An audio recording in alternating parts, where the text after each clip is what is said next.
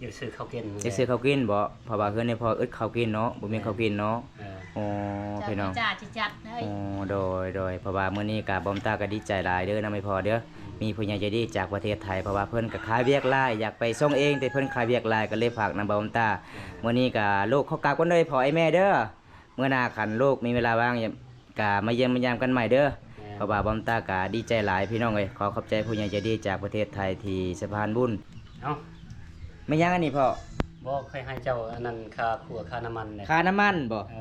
โอ้ยพี่น้องเอ้ยอีพอสาวหอมใจดีหลายได้เพิ่นก็ให้ค่าน้ำมันน้ำมอกพี่น้องก็200,000กีบพี่น้องนี่เห็นบ่พี่น้อง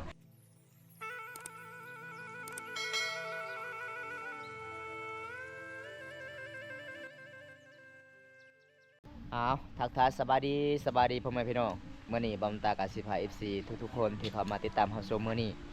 บอมตากะมาเยี่ยมมายามสาวหอมคือเก่าพี่น้องเอ้ยมีผู้ใหญ่ใจดีจากประเทศไทยให้บอมตามาเยี่ยมมายามแล้วก็มื้อนี้ก็มีผู้ใหญ่ใจดีจากประเทศไทย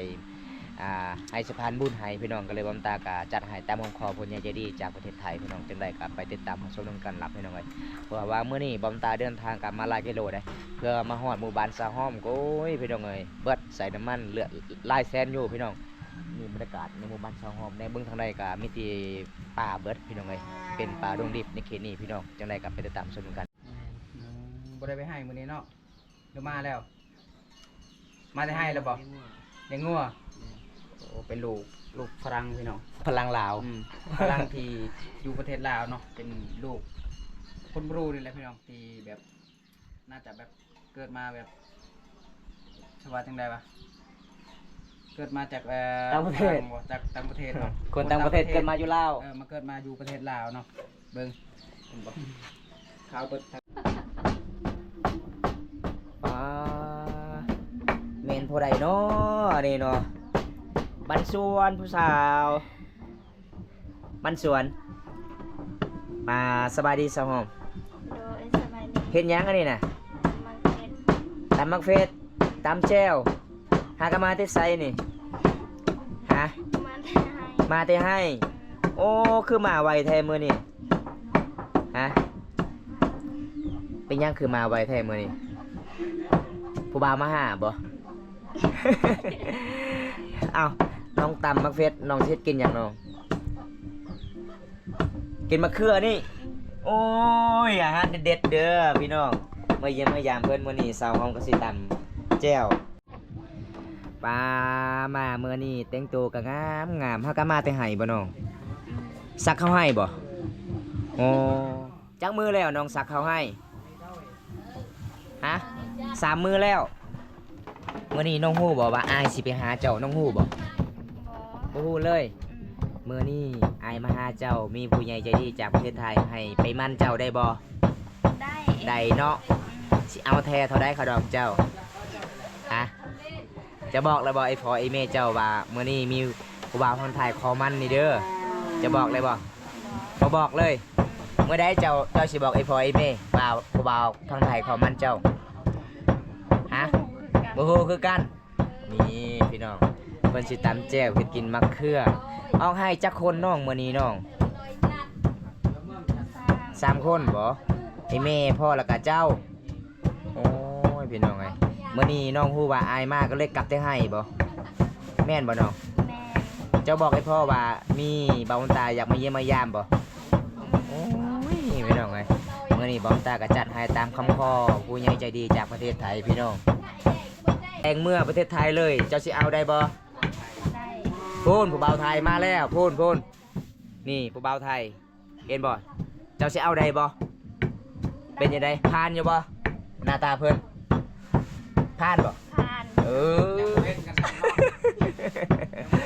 นี่พี่น้องมากับทีมงานทางเบาโกยคือเก่าทางนั้นพี่น้องเอ้ยเห็นบ่เด้อผู้สาวสบายดีซื้อจังได้เนาะแนะนำตัวหน่อยสาวหอมจักปีแล้วบ่ฮู้จักบันชวนไม่เท่าบันชวนเฮ็ดหยังอันนี้น่ะบันชวนตะบรังโฮมโอ้เฮ็ดหยังอันนี้เวียดอยผัดข้าวบ่โอ้มื้ออื่นละกาสิซักข้าวให้โอ้จัดมาตามมาตะบรังโฮมโอ้โดยมีหยังเนาะสาวหอม ฮะไม่ย่านี่นะ ป้า ป้าบ่ได้มาแต่ไสน้อง จากนี้กาแต่หานไว้ ฮะ ไปห้านี่แหละจะเป็นมีเขาอัน โอ้พี่น้องนี่บอกพี่น้องมาเยี่ยมมายามสาวห้อมคนสวย ทางอีพ่อแล้วก็อีแม่มื้อนี้อยู่เฮือนอยู่ศาลเด้เพราะว่าเขาเจ้าเห็นว่าเฮามาเยี่ยมมายามเพิ่นก็รับตอนเป็นอย่างดีพี่น้องเอ้ยเพิ่นก็ซื้อปลาธรรมชาติมากินพี่น้อง ปลาธรรมชาติเลยครับ ทำชาติเลย ปลาได้มาจากน้ำเซ่บ่ จากเทละนองนี่แหละ โอ้ปลายังปรากฏบ่นี่นะปลายังเพิ่นน่ะ ปรากฏ ปรากฏเนาะ อันนั้นบ้านเกงลินไปขายอยู่อันนั้นอยู่บ้านเฮานี่ คอยเลยคิดว่าป้าสาวห้อมไปซ้อนคืนนี่บ่แม่นบ่สาวห้อม แม่น อ๋อ มีแต่เอาแต่ อยู่ห้านเนาะ อยู่ห้านนี่ ใครที่มีห้านก็เจ้าขายปลาเนาะอยู่บ้าน มีขอฟังมันแข็งหน่อยโอ้ อืม ตัวนี่มีแต่3คนนี่บ่ บ่4-6คนรวมทั้งหมดอัน เอาแล้วไปใส่เบิ่ง อันผู้ชายคนหนึงก็จะเป็นลูกพลังเนาะแม่นบ่ แม่น โอ้ แต่ว่าพ่ออ้ายนี่ไปรับจ้างอยู่อันนั้นเด่นสารวัตร บ่เห็นเนาะพลังเนาะ บอยพ่ออันคอยเลยคิดว่าลูกพลังได้ลูกเจ้าไปพ่อ ลูก ที่ พ่อ เห็ นี่ น แหละ นะบ่คุณตา โอ้แม่น ที่เห็นเมื่อกี้นี่เนาะ แม่นเพราะว่าเศร้าฮ้อนเศร้าห้อมเอิ้นอ้ายเนาะ อืม โอ้มีคนสหรัฐอเมริกาเดินมาอยู่จุดนี้พี่น้อง ลูกของเพิ่นเนาะ แม่นตอนนี้ลาวภาษาแล้วตอนนี้นะ คุณอยู่บ้านนี่แหละ ไปเลี้ยงงัวบ่ อยู่บ้านบ่เลี้ยงเลยงัวน่ะ บ่ให้พ่อตอนลาวเกิดนั่นไอพ่อได้พันเห็นหยังคือคนต่างประเทศมาอยู่นำไอพ่อ เจ้ารับเกิบบ่ นี่อันนั้นแม่มันพันแต่ว่าจักพันใดๆค่อยลืมแล้ว อ๋อ พ่อก็เป็นคนบรูแม่ก็เป็นคนบรูแต่ลูก อื นี่ ม เป็น ต่างประเทศ ฝง แม่น ต่างประเทศ บ่ให้แม่ ตอนลูกเจ้าผู้หนึงคนต่างประเทศนั่น พาบ่แม่นเจ้าเกิด พลังดึงเอาไปดึงออนเครื่องที่รถเทพ โอ้เจ้าพันธุ์บ่ เอาเครื่อง ฟัน ป เห็ อน กดึงเอา ฟันเห็น โอ้คนต่างประเทศ เอารถถีบมาให้บ่เอารถถีบมาให้ อันดึงอันดึงตามพัวห้าม โอ้ น่ะจะไปตามพัวดึงออนเครื่อง ขอเป็นแฟน เขามาขอเป็นแพทย์เจ้าเนาะ ก็เลยเจ้าฮับบัดนี้บ่ รถจักอันจ้องทางดึงออนยา อ๋อ แน่นก็ช่อง อ๋อ ดึงตามพัวก็ พี่แม่เพิ่นก็ว่าตอนที่ อ๋อ เพิ่ พี่น้องไง คือแบบเพิ่นฟันว่ามีมีพลังจะขอเป็นแฟน พลังมาขอเพิ่นเป็นแฟนแล้วก็ แม่น เอาเครื่องครองมาให้เพิ่น เออ เพิ่นตกลงก็เลยได้ลูกเป็นฝรั่ง แม่นเป็นลูกคนดอนเนาะ ได้ลูกกอดฝรั่งเนาะ แน่ ลูกคือลูกพลังเล่าเฮ็ดเวียกคือกันบ่ โอ้ยเฮ็ดแต่ว่ามัน บ่ได้บ่ออกแดด บ่ บ่ ได้แล้วออกแดด โอ้ เจอตะดังเจอตะดัง โตมันขาวมันเนาะเป็นดอนมันเนาะ ตากแดดบ่ได้เนาะ บ่ได้แล้ ตาว กแดดบ่ได้พี่น้องเอ้ยบาวโก้เลยคิดว่าคนต่างประเทศเด้ อ่า สถิตบาวโก้เห็นแล้วก็คิดว่าเป็นลูกพลังอะไรบาวโก้ก็เลยถามภาษาอังกฤษ Hello เพิ่นก็เลยตอบเจ้าตะแกเห็นแล้ว ตัวกระโตนแล้วมันขาวเด้ แม่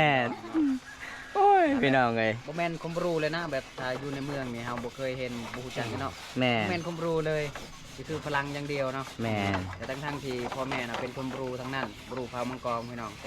มาเยี่ยมมายามสาวห้อมมื้อนี้ก็โอ้ยเพิ่นรับตอนป่าใหญ่ๆเลยครับผมเพราะว่าเพื่อนสาวหอมก็อาจจะมีลูกฝรั่งคนหนึงเด้อายของสาวหอมพี่น้องเพราะว่าเพิ่นก็เฮ็ดเวียกบ่ได้เป็นพี่น้องเป็นคนต่างประเทศเด้ บ่ได้แล้วมีแต่ ก็คือคนต่างประเทศลีเนาะ อืม ผมกระดอนโตกระดอนเบิดพี่น้องเอ้ย นี่เลยไปทำงานอยู่อันนั้นเวียงแต่ว่าทำงานบ่ได้ อ๋อทำงานบ่ได้เนาะเป็นจะได้พ่อนี่แหละบ่สังกะสีมุงเฮือนน่ะ บ่มี ยังบ่มีโอ้ บ่มีย้อนขึ้นเข้าหั่นแหละ อ๋อมีเงินแล้วก็ซื้อข้าวตลอดเนาะ ชื่อเขาตลอดบ่มีเขากิน แม่นพี่น้องเอ้ยนี่ล่ะพี่น้องมีผู้ใหญ่ใจดีครับบ่าวตามาเยี่ยมมายามเด้เพราะว่ามาเยี่ยมมายามก็แบบนี้ล่ะพี่น้องเอ้ยไอ้พ่อของสาวหอมก็ใจดีเด้มื้อนี้เห็นเฮามาเยี่ยมมายามเพิ่นก็เลยกลับแต่ให้พี่น้องปกติสู่มื้อนี้ก็วิถีชีวิตสาวลาวเขตชนบทเขาเจ้าก็ปลูกข้าวเฮ็ดให้พี่น้องซักข้าวให้มายิ้มยามมื้อนี้เพิ่นก็เอาปลาอีกโอ้ยพี่น้องเอ้ยปลากอดปลาครึ่งพี่น้องอาหารก็แซ่บปลาธรรมชาติได้ดีหลายเลยพี่น้องเอ้ย แต่มาเยี่ยมมายามมื้อนี้ก็ยังคือเก่าเพื่อนเพิ่นยังบ่มีสังกะสีพี่น้องเวลาฝนตกก็เพิ่นว่าอยู่บ่ได้แล้ว มันฟังมันแล้วพี่น้องเปียกมันเลยจุดนี้พี่น้องส่วนสาวห้อมก็กำลังสิตำมักเฟดเพราะว่าไอ้พ่อก็กำลังสิเฮ็ดปลาแล้วล่ะพี่น้อง สุดยอดหลายเลยพี่น้องทางลูกสาวและไอ้พ่อและไอ้แม่พี่น้องใจดีเด้อพี่น้องเอ้ยถ้าผู้ใดอยากมาเที่ยวก็มายิ้มยามใดพี่น้องเป็นนี่ล่ะพี่น้องมีหยังก็เกินนํกันเป็นนี่ล่ะพี่น้องเขตชนบท ยาวกินเนาะ ครับตอนเป็นอย่างดีเลยพี่น้องสุดยอดหลายบ้านหลังนี้พี่น้องเอ้ยนี่บ่เพราะว่าเพิ่นก็เห็นลูกสาวเพิ่นก็สิตำแจ่วแน่ก็เลยสากเลยพอก็มาซอยปกติก็เซาหอมเฮ็ดกินเป็นเด้เซาหอมเฮ็ดหยังก็เป็นพี่น้องแต่พอเพิ่นมาซอยอีพ่อว่าลูกสาวค่อยเฮ็ดสาโพดเดียวแขกก็หิ้วข้าวหิ้วน้ำพี่น้องเอ้ยก็เลยเพิ่นจัดการให้พี่น้องเอา เฮ็ดซอยกันมันกันแล้วไว้ แมนส่วนนี้พอลงป่าส่วนลูกสาวก็ใส่มักเฟสเห็นบ่ ซอยกัน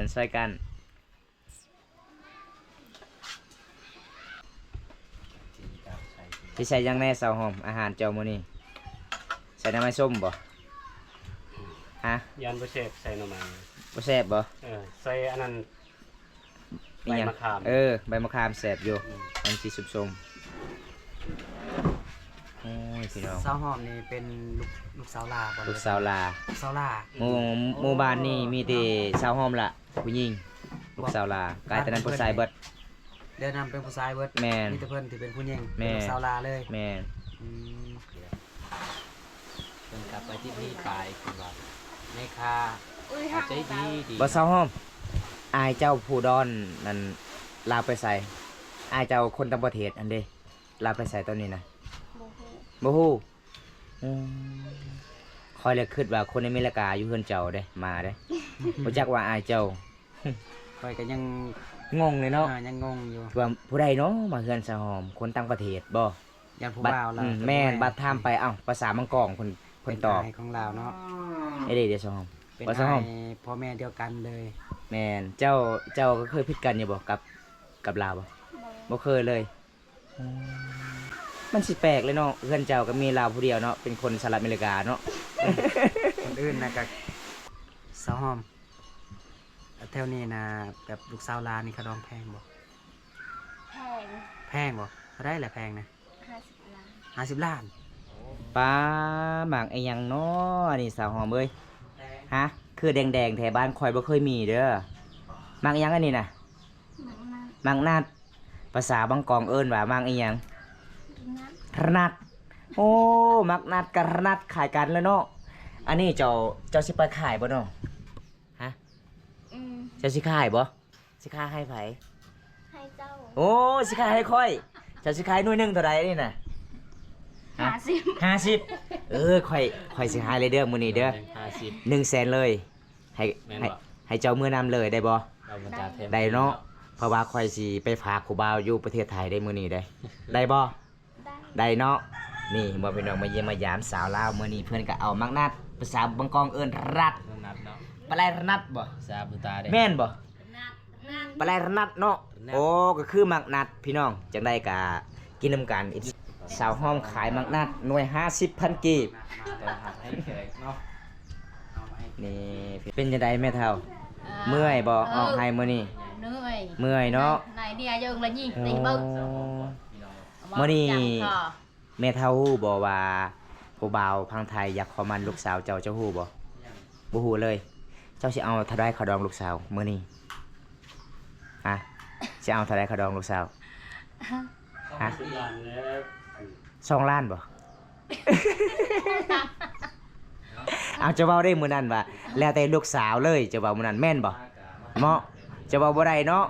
คันถามลูกสาวมักทางใดก็ให้ไปเลยเนาะนี่บ่ครับเลยว่าบ้านหลังนี้ใจดีเลยพี่น้อง3คนอีพ่ออีแม่แล้วก็สาวห้อมมื้อนี้มีปลาอีกแล้วก็มีมังนัดอีกพี่น้องเอ้ยสาวห้อมน้องฮู้ว่าอายมามื้อนี้บ่ที่น้องเก็บไปมังนัดบ่บ่ฮู้บ่แสดงว่าเขามามื้อนี้มาในลีเนาะมาในลีพี่น้องเอ้ยครั้งแรกเลยที่ได้กินมังนัด เด้อจะหายกันได้ อ้าวเห็ดแห้งแล้วเบิ่งหน้าไอ้พ่อเอกยันไอ้พ่อให้บ่หรือว่าจังใดฮะ พอใจดีบ่ได้หายแล้วว่ะ ไอ้พ่อบ่ให้ดอกเฮ็ดโลด มีระวังถึกมือ อื เด้อ ม ถึกมือเจ็บได้ อ่ะเด้อสาวหอมเอิ้น FC นี่เด้อ มาเนี่ย ฮะ ภาษาเฮาอันใด เอิ้นแล้วแม่ FC เอิ อิ้นว่าจังได๋ บ่ฮู้ มาเด้อ FC จารนัดเด้อแม่นบ่ เอ้าบ่เลิกภาษาลาวเอิ้นไหมเอิ้นไหมสาวย าวตะดัง เดี๋ยวตะดัง โอ้ย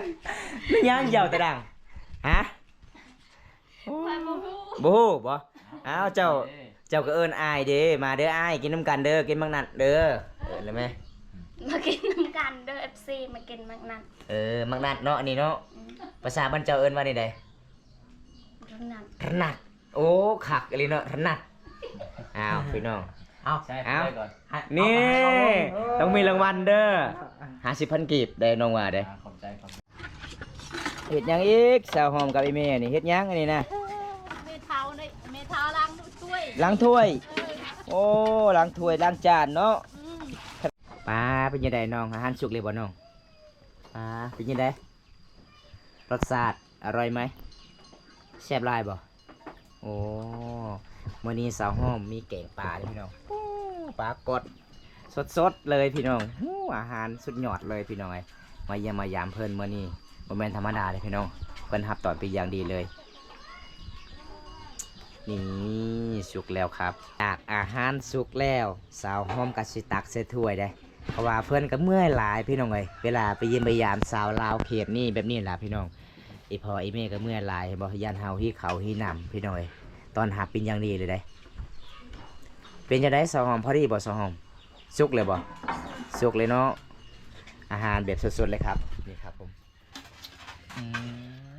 สุดยอดสุดยอด แต่โล่ง นี่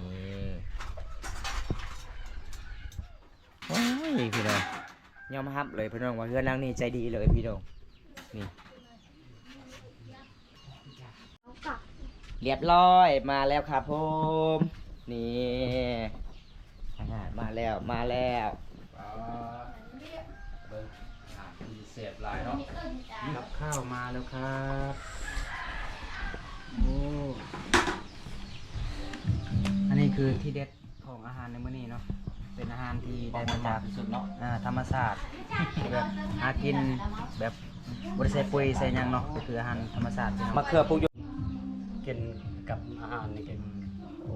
ถ้าเฮาบ่กินได้ซะ บ่กินกับยาคะแนน บ่กินกับย่าบ่โอ้หรือว่ามันต้องได้ยินเพราะว่ามันเป็นฮิตของประเพณีบ่หรือว่าจังไดฮิตของเนาะ อืม โอ้ต้องได้กินจากจอกสองจอกกันเนาะ มาสาในพอสองห้องเห็นบ่แล้วก็มีของแสบๆเด้ออันนี้สำคัญที่สุดจะเป็นตามประเพณีฮีบ12ของ14จะเป็นน้ำแก้วขาวพี่น้องเอ้ยภาษาบ้านเฮาเอิ้นก็คือล่องเหล้าขาวบ้านเฮาพี่น้อง อันนี้จะเป็นลูกสาวเพิ่นเด้เพราะว่ามามื้อนี้ก็ลูกสาวก็ เซลก่อน อยู่นำเฮาเลยพี่น้อยนั่งเล่นกับเฮาเลยเพราะว่าเพิ่นรับตอนมื้อนี้ก็มีอาหารมะเขืออาหารธรรมชาติแล้วก็มีแจ่วแล้วก็มีปลาพี่น้องหมดเท่านี้แหละพี่น้องเอ้ยสาวหอมหลังจากอาหารมาแล้วเอิ้น FC กินข้าวนี่เด้อ มากินข้าวนำกันเด้อ FC มีอาหารหยังมื้อนี้น้อง อาหารปลา อาหารป่าบ่ป่ามาเด้อครับ มาเยี่ยมมายามสาวหอมแบบนี้แหละครับผมมาเด้อมีอาหารแซ่บๆครับสำคัญที่สุดนี่ครับแกงขาวครับ มันเป็นตามประเพณีฮีบ12ของ14ชนเผ่ามังกรบ้านเฮาคันบ่กินก็บ่ได้พี่น้องแต่บ่กินหลายเด้อกินหลายเฮาก็เมาพี่น้องก็เลยกินหน่อยเดียวก็ได้พี่น้องเดี๋ยวผมตั้งสิจำก่อนเด้อครับนี่ขอให้อยู่ดีมีแฮงเด้อเดินทางให้ปลอดภัยพี่น้องเอ้ยขอให้ร่ำให้รวยพี่น้องฮักเพลงกันตลอดไปพี่น้องนี่จำสมีก็พอพี่น้องมาจวดพี่น้อง มากินข้าวนำกันเด้อ FC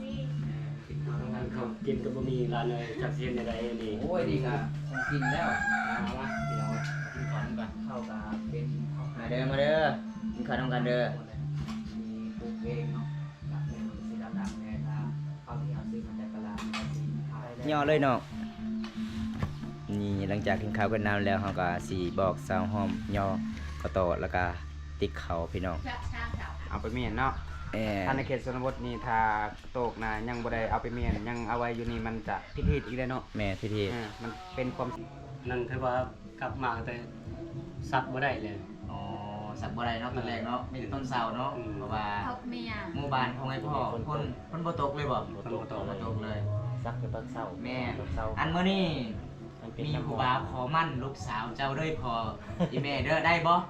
ฮะได้บ่ ได้ ได้เนาะสิเอาเท่าไรมื้อนี้นะครูบาพังไทยขอมันเจ้าสิเอาเท่าไรอีพ่อแม่ บ่เรื่องอันนี้ในนี้แต่ว่าเรื่องเงินเนี่ย50 ล้านแต่ว่างัวควายอันนั้นเบ้บ่เอา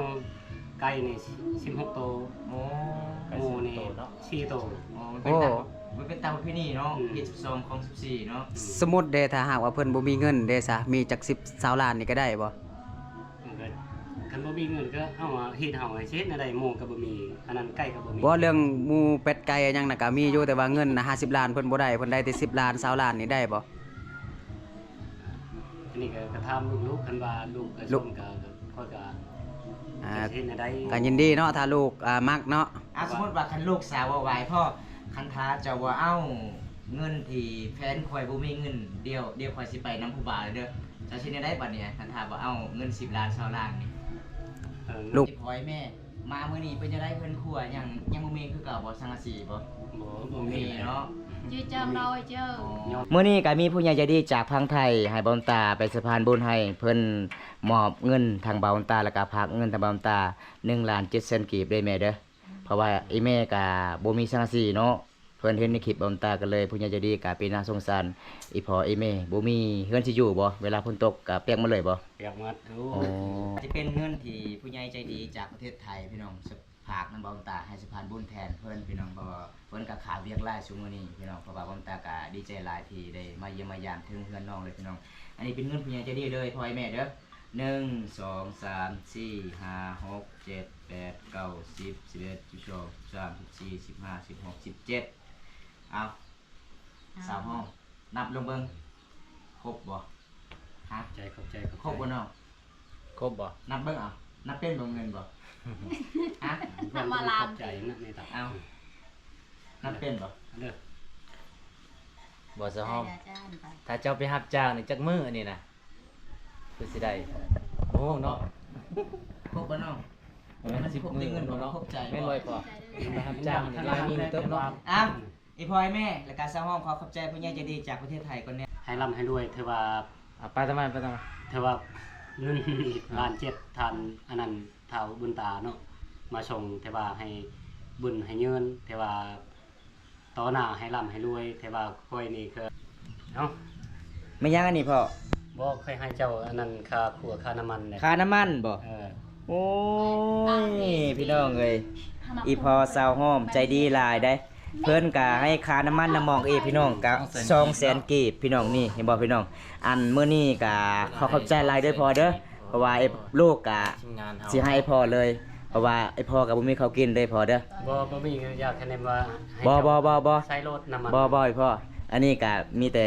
เงินที่ผู้ใหญ่ใจดีแล้วก็บอมตาก็ tua en บ่ตอนนี้บอมตามีแล้วน้ำมันเต็มทางแล้วมีแต่พ่อซื้อข้าวซื้อไปนัวเพราะว่าบอมตาเฮ็ดเนื้อนี่พอก็บ่มีหยังเลยพ่อเอ้ยขอขอบใจหลายเด้อพ่อเด้อ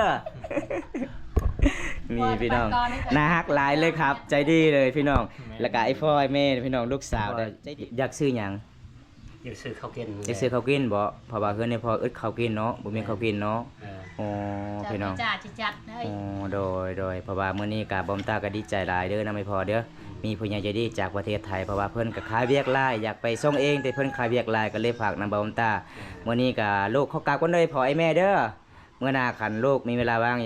ก็มาเยี่ยมมายามกันใหม่เด้อเพราะว่าบอมตาก็ดีใจหลายพี่น้องเอ้ยขอขอบใจผู้ใหญ่ใจดีจากประเทศไทยที่สะพานบุญแล้วก็มื้อนี้ก็ขอให้อายุดีมีแรงขอให้ร่ำให้รวยเด้อหมดสุขทุกคนที่เขาติดตามคลิปนี้แต่ต้นจนจบพี่น้องเอ้ยขอให้อายุดีมีแรงทุกๆคนเด้อครับเอาบ๊ายบาย FC กันเด้อไปกันเด้อบ๊ายบาย